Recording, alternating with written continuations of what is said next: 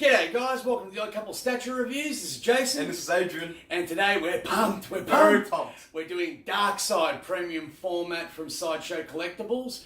He was released in 2015 and there's 1,000 of this guy in the collector's edition. There is very low stock remaining. So stay tuned. So stay tuned, we'll be right back.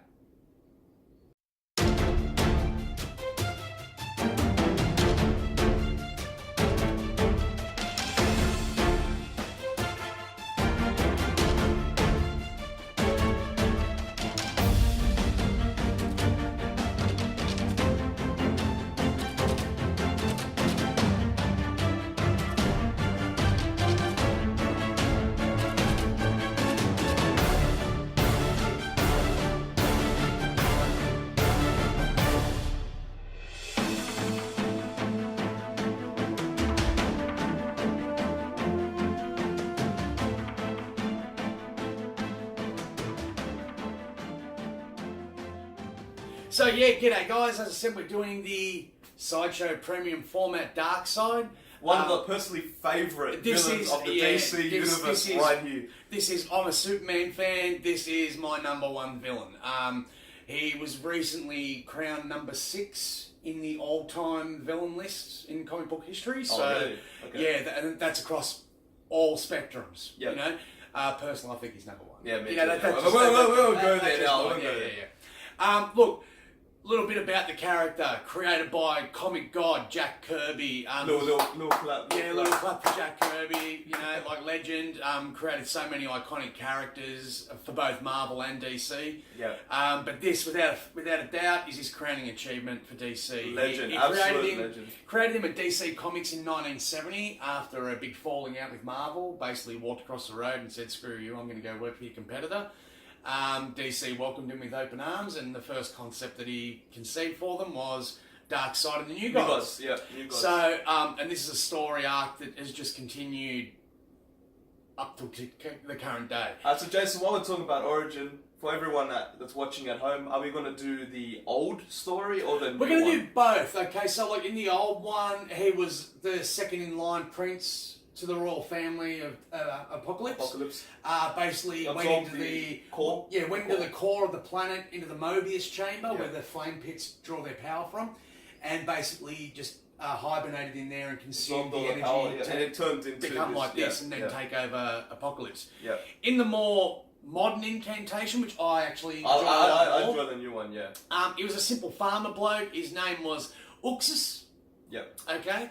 Now he lived on a planet. This is predating like a lot of galactic history in the DC comics. Like, keep in mind that they estimated Darkseid something like 700,000 years old. Yep. So yeah, we're talking just a wee bit back in history.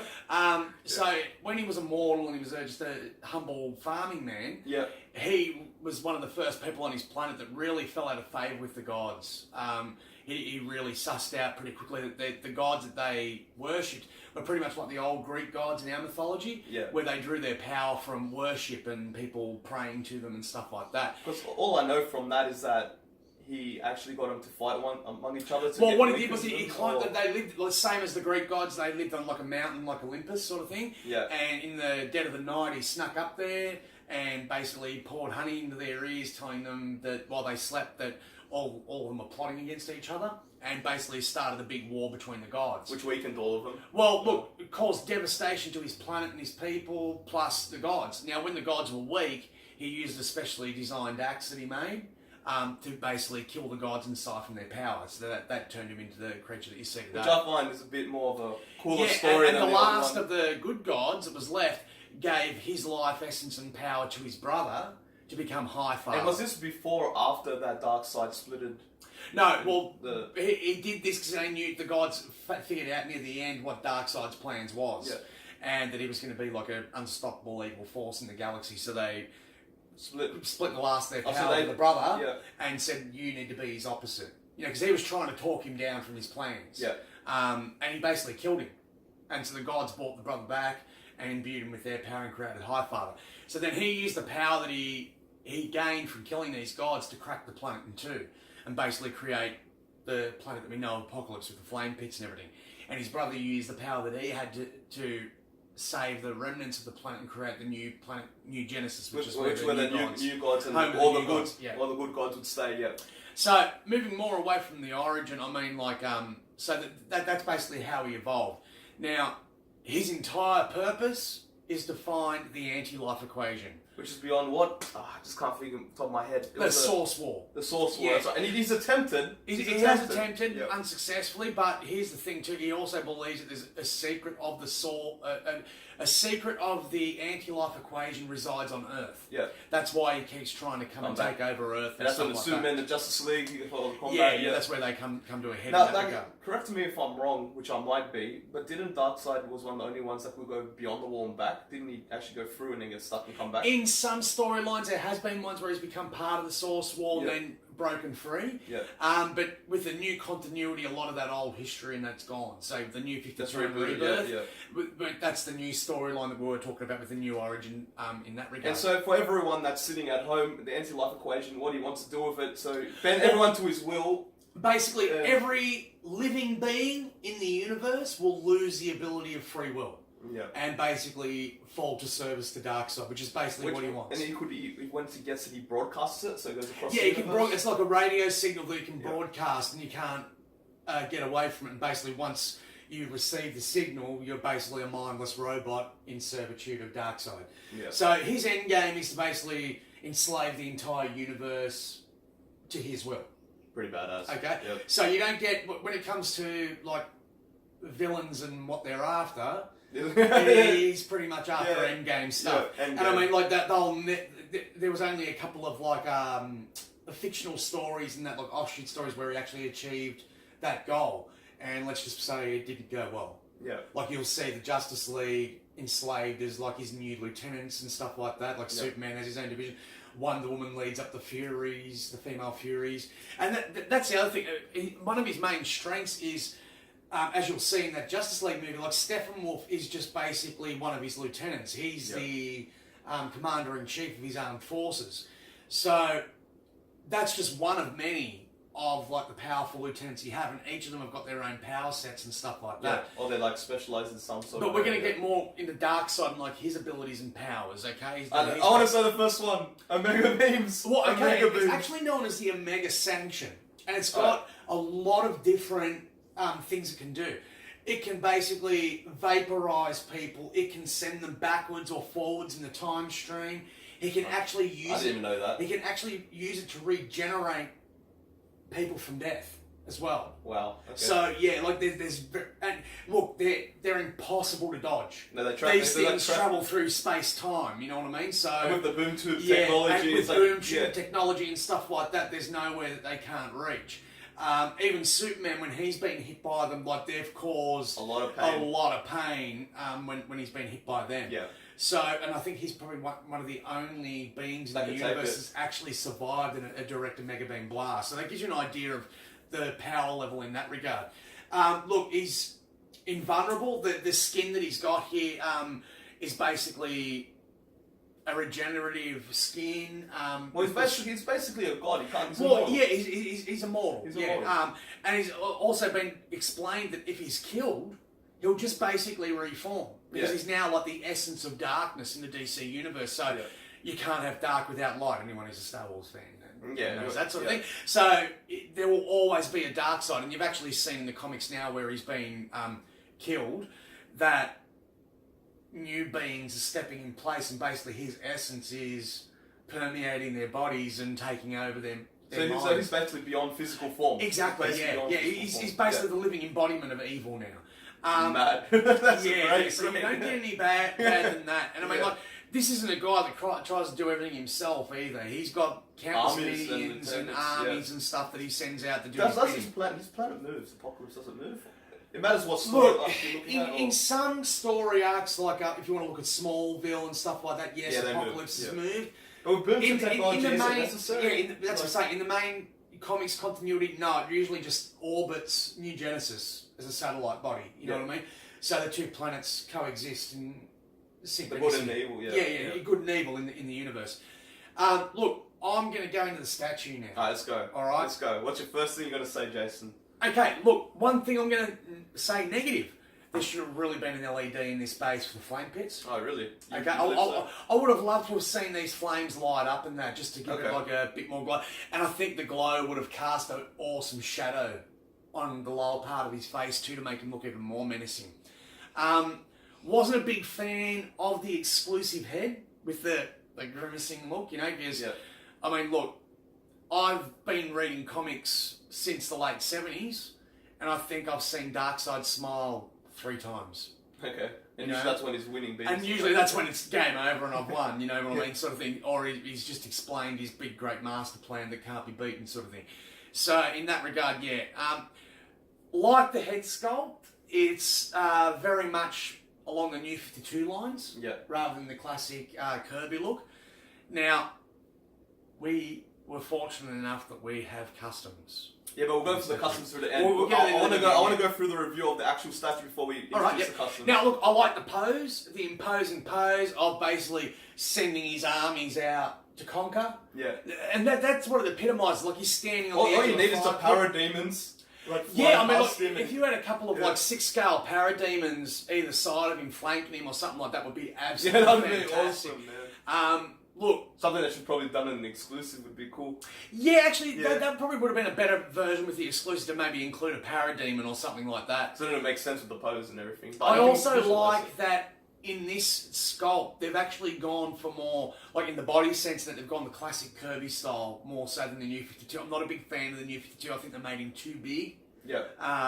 He doesn't need to be that big to be already intimidating. He's already big enough. Like, put him side by side with Superman, and Superman's like 2/3 his size. So, like, he is already a big and intimidating dude, and it's not like he needs the size. No, he doesn't. Omega Beams is all the way. Omega Beams, boom tubes, army of parademons, armies of parademons, his lieutenants, his female furies, Kanto, his assassin. You know, like, geez, the list just goes on. Do you want any more? Yeah, like, you know, like I could sit here for 45 minutes just going on about this guy. But look, with the, you know, like the tunic and everything, classic tunic style, the gloved hands. I would have liked LED eyes to you'll see in a second. In a minute, which you know, I'll get into the customs and stuff. But Jason's spot on, man. I love this statue, guys. It's like when I'm doing the review, it's like, what's wrong? Yeah, that's what I'm saying. What's wrong? It's the base. You said the LED. Personally, I don't really think so. I am with you on that. Yeah, with LED. no, that's fine. You're personally, like opinions. How they did it, I don't think they need it now, guys. Like, if you actually look at the lava, the splash effect and stuff, look at it. Well, like the texture. In saying that, what I've actually done with my display, I actually have an LED light that sits behind him, like just around here. And what it actually does is it creates a glow effect, because this is like translucent painted clear resin. So, in that regard, it actually gives the effect that it's lit up. Yeah. So, I've done that myself just with a simple little round LED light. Which is quite simple. Yeah. But back to the lava, when I said the splashing on the rock and how they did the colouring on it, I find doesn't need LED, it just shows up like awesome on the base. The base 100% love it. The rock and stuff. Would say he's standing on Apocalypse. Yeah, well, this is basically meant to symbolise a flame pit. Yeah. So, you know when you look at like Apocalypse from afar and you see the flames reaching out into space. That's what this is meant to represent. Yeah, but it's beautiful, like how they did it, man. Like the texture and stuff, how they got the dark tones for the lava on top and stuff, how it's splashing. The pose, awesome. Sending his minions, it kind of looks like it, like go to war kind of thing. Go do my bidding. Yeah, exactly. He's got the muscle tones, how they did the skin, awesome. Yeah. Absolutely awesome. The cracks and everything. Yeah, the cracks and everything. Like the attention to detail in the cracks is absolutely fantastic. No, it looks good. And look, behind, can you see? And he's also another thing too. You've also got his mother box here on his belt. Yeah. Which all the new gods have. So that was a little bit of a gripe that I had with the Justice League movie, that they stuffed with the history of the mother boxes a bit there. Yeah. I don't think you're the only one either. Oh, look, anyone who's a hardcore New Gods fan would have been a bit pissed off with that, to be honest. So yeah. So the skin tone, lava, the base, 100%, the stance, 100%. Like seriously, it's just awesome. Face sculpt Sideshow, like every time we do Sideshow, the face sculpt's on point. So. Overall, I love it, and now, like, if we're going to go in the customs, it just brings it up to that next level. Well, look, before we go into the customs, let's score the statue and oh, you want to do two? Yeah, we'll do the review on the actual statue first, so I'll let you go first. What do you think? Well, man, I'm going to give it a 10 out of 10. I love it. Not only I love his origin, the new one and the old one, they're both awesome, even though I prefer the new one. But just the statue itself, if I was forgetting about Origin, and that is my like basically favorite villain in the DC universe, and actually in any universe that's whatsoever. Just how they did it, the attention to detail, how they put the base, how they did the lava sculpting and everything. It's perfect. It's just perfect, man. It brings a little tear. It does bring down the cheek. You're right. Yeah. So yeah, what about you, Jason? I don't do scores, guys. Well, usually, so put I it give this it 10 way. out of 10. This was one of my earlier PFs. Yeah. When I saw it in the store at my local retailer, I just had to have it. Yeah. Dropped countless hints. I remember. Countless hints. I would really like something like that for my birthday. Mm-hmm. And I actually got it, so I was really, really impressed. Now, in saying it, I'm a real tight ass when it comes to my statues. When you have as many as I do, you loathe paying retail prices. So this one I actually paid over retail. Okay? So any of you guys out there that want to get on board the sales and that they're taking advantage of now where you can get a 20% off and stuff like that, just do it. Guys, he's in low stock. There's not many of him left. Get it. Just get it. I'm going to give him a 9 out of 10. Oh, okay. A 9. Only because of what I said. I would have liked the LED base and I would have liked the LED eyes in the head. Okay? Yeah. So now we're going to get into the customs. Yeah. All these customs that we're going to be discussing come from Dan DynamicMenace. We'll put a link in the description so you can chase him up on Facebook if you want to order anything. I know that he has a couple of the heads that we're going to show you left. Okay, a couple of people foolishly pulled out. And personally, sorry guys, I think you're an idiot that you pulled out. Once I opened this today out of the box when it arrived, I jumped on Facebook straight away to message him and just say, what an awesome job. What an awesome job. Fantastic. And he did request, actually, he said, look, I'm really glad that you enjoy it. But please, like, these are the guys that were involved in it, so please give them respect as well. So, Troy McDevitt for the sculpt. And this is the head that we're talking about here. We're going to put it on in a second and show you. Yeah. So, Troy McDevitt did the sculpt. I think, what an homage to Jack Kirby. Jack Kirby would be applauding you guys from the grave. I'm telling you now. Ed Bradley did the paint job on it, which he did a fantastic paint job on it. Yeah. And this is based off the art of Ethan Daniel von Schreiber. Cyber, I believe. If I've got the name wrong, I'm very sorry, but his work is exemplary. He does a lot of work in the New 52. Yeah, that's overall everyone involved in it. Everyone involved, like, just pat yourselves on the back, guys. It's just awesome. This just basically makes the statue what it should have always been. Put it on, man. So I'm going to slap him on now. We'll give you a better view in the close-up too, guys. Yeah. But look, that's it there. I mean, I'm going to turn these lights off here just so you get a better view of the light-up feature in the face. And there you go, guys. Like, really. It just makes it so much better. You see the Omega Sanction. You're like, this can't get any better. And then you put that on. And then look, this is something he does too. He does a little custom battle damage cape.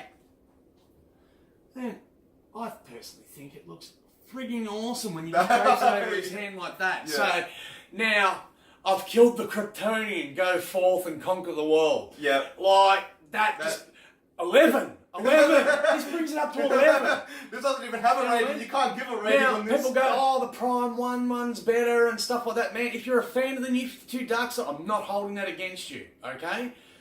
Art is open to interpretation.